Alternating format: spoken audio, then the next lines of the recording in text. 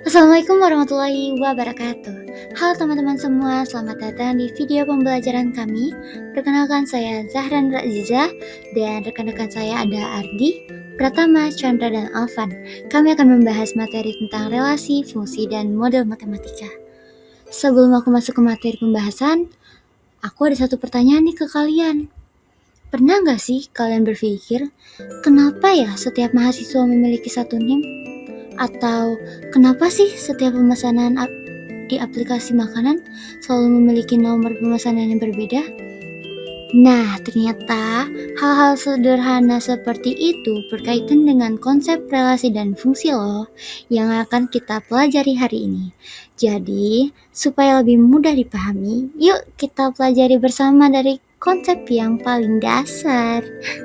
Cus!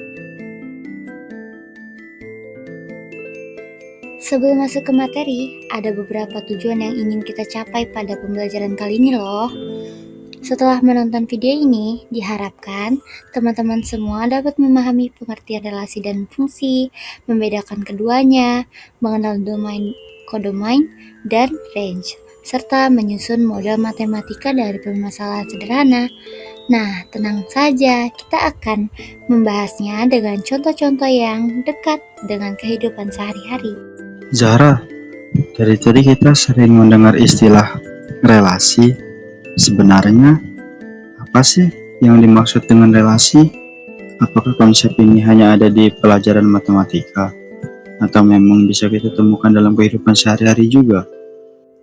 Pertanyaan yang bagus, Di. Nah, untuk menjawabnya, kita mulai dari pengertian relasi terlebih dahulu ya. Nah, teman-teman, relasi adalah hubungan antara anggota suatu himpunan dengan anggota himpunan lainnya berdasarkan aturan tertentu. Mungkin terdengar sedikit rumit ya, tapi sebenarnya konsep ini sering kita temui dalam kehidupan sehari-hari loh. Nih, misalnya, di dalam sebuah kelas, terdapat beberapa mahasiswa, lalu setiap mahasiswa memiliki mata kuliah favorit. Hubungan antara mahasiswa dan mata kuliah favorit itulah yang disebut relasi.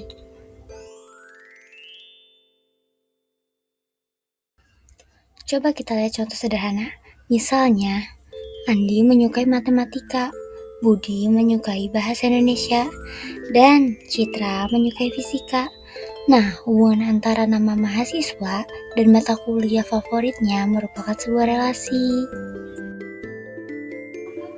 Kak Zahra, kalau Andi ternyata suka matematika dan fisika sekaligus, apakah masih termasuk relasi?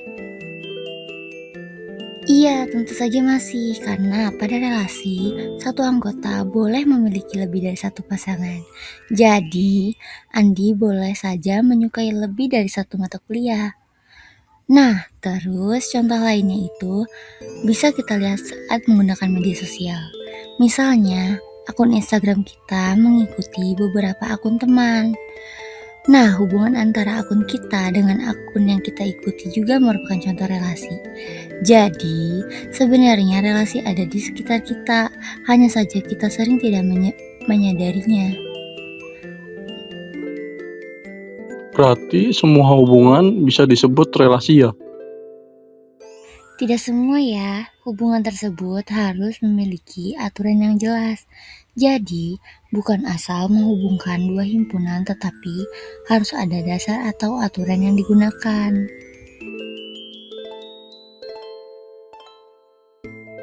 Jadi, dapat kita simpulkan ya teman-teman, bahwa relasi adalah hubungan antara dua himpunan yang dibentuk berdasarkan aturan tertentu. Dalam relasi juga, satu anggota dapat memiliki satu atau bahkan lebih dari satu pasangan. Nah, setelah memahami relasi, sekarang kita lanjut ke materi berikutnya, yaitu fungsi.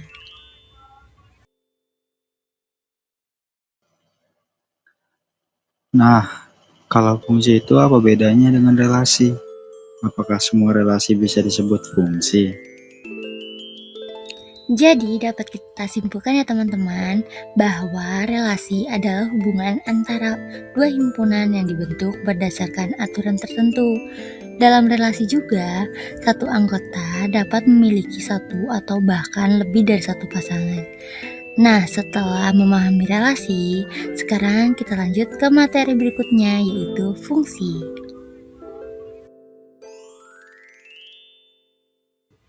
Teman-teman semua, fungsi sebenarnya adalah relasi, tetapi memiliki syarat khusus. Syaratnya adalah setiap anggota domain hanya boleh memiliki tepat satu pasangan pada kodomain. Jadi, setiap anggota domain harus memiliki pasangan, dan pasangannya tidak boleh lebih dari satu.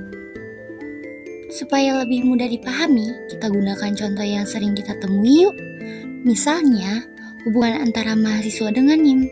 Setiap mahasiswa hanya memiliki satu NIM yang berbeda. Karena setiap mahasiswa hanya memiliki satu pasangan, maka hubungan tersebut termasuk fungsi. Berarti yang penting setiap mahasiswa hanya punya satu NIM ya. Betul sekali, Tama. Jadi, kalau satu mahasiswa memiliki dua NIM yang berbeda, maka hubungan tersebut sudah tidak memenuhi syarat fungsi atau bisa dikatakan bukan fungsi ya. Nah, sekarang kita lihat contoh yang bukan fungsi yuk. Misalnya, satu mahasiswa memiliki dua NIM yang berbeda. Nah, hubungan seperti ini tidak mungkin terjadi dan bukan merupakan fungsi ya, karena satu anggota domain memiliki lebih dari satu pasangan.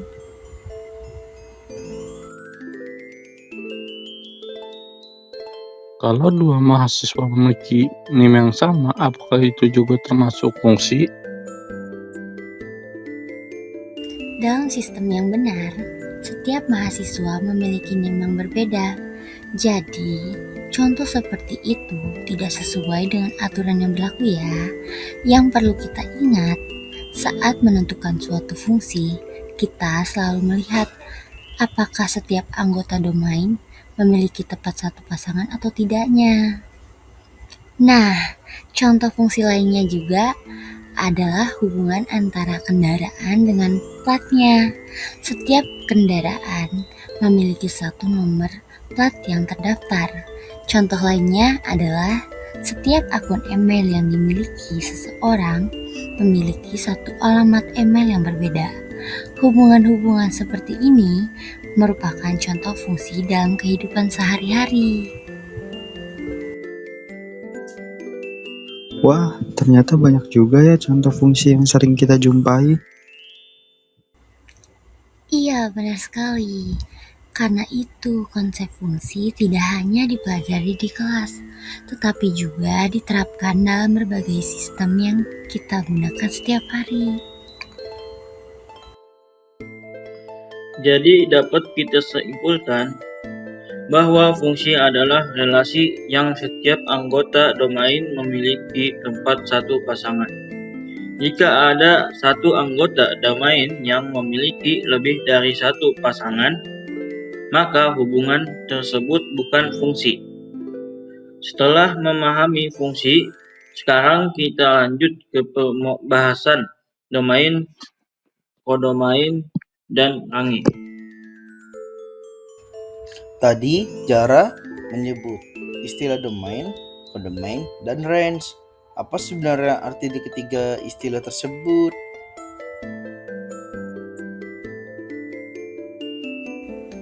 Nah, sekarang kita akan membahas satu persatu agar teman-teman lebih mudah membedakannya ya. Baik, di sini saya akan menjelaskan tentang domain, kodomain, dan range. Dan kita akan membahas domain terlebih dahulu ya. Domain adalah kumpulan nilai awal atau nilai yang dimasukkan ke dalam fungsi. Pada contoh ini, angka 1, 2, dan 3 menjadi domain karena ketiganya merupakan nilai input. Dan misalnya fungsi yang saya ambil itu fx sama dengan 2x plus 3. Jika nilai yang boleh dimasukkan adalah 1, 2, 3, maka domain sama dengan 1, 2, 3. Lanjut ke kodomain ya. Kodomain adalah himpunan semua nilai tujuan atau pasangan yang mungkin dari suatu fungsi. Contoh, misalkan A sama dengan 1, 2, 3, B sama dengan 3, 5, 9. Dengan aturan fx sama dengan 2x plus 1. Maka kodomainnya adalah 3, 5, 7, dan 9. Kodomain adalah semua nilai yang disediakan sebagai tujuan hasil fungsi. Tidak semua anggota kodomain harus mendapatkan pasangan ya.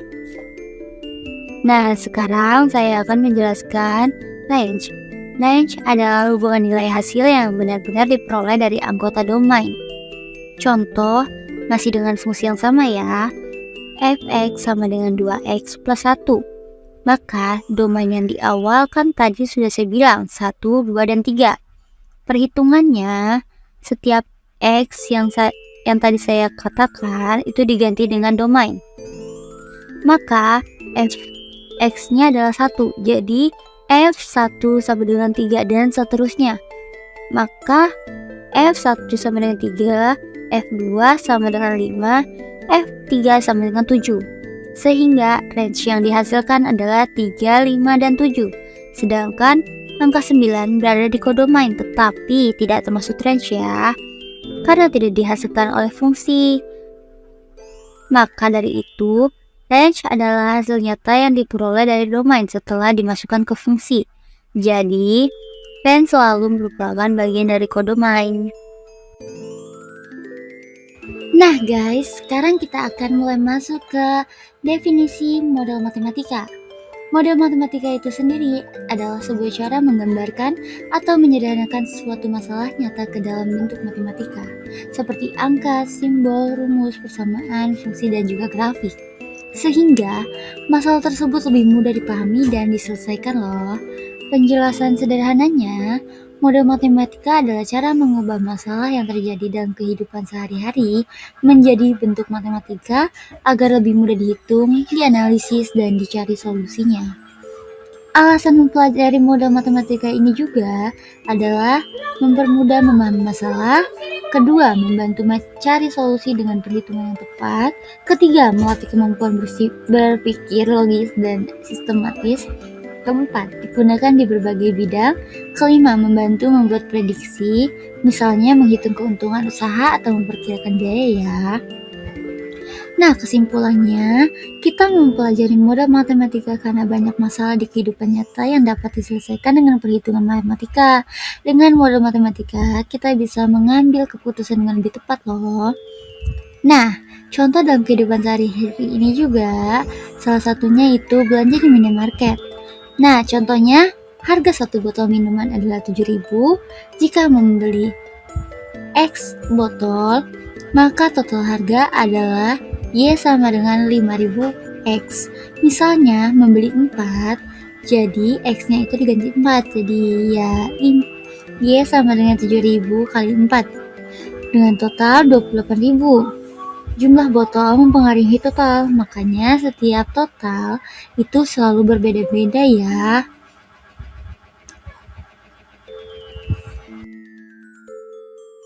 Kesimpulannya, model matematika adalah cara mengubah masalah dalam kehidupan sehari-hari menjadi bentuk matematika agar lebih mudah dianalisis dan diselesaikan. Karena itu, model matematika banyak digunakan dalam berbagai aktivitas seperti menghitung biaya belanja, ongkos transportasi, tabungan, serta hingga nilai ujian. Alhamdulillah kita telah sampai di akhir pembelajaran. Hari ini kita sudah mempelajari relasi, fungsi, domain, kodomain, range, dan model matematika beserta contoh penerapan dalam kehidupan sehari-hari. Semoga materi yang kami sampaikan dapat membantu teman-teman memahami konsep-konsep tersebut dengan lebih mudah. Terima kasih sudah menyaksikan video ini. Jangan lupa untuk terus semangat belajar dan sampai jumpa di pembelajaran berikutnya. Wassalamualaikum warahmatullahi wabarakatuh.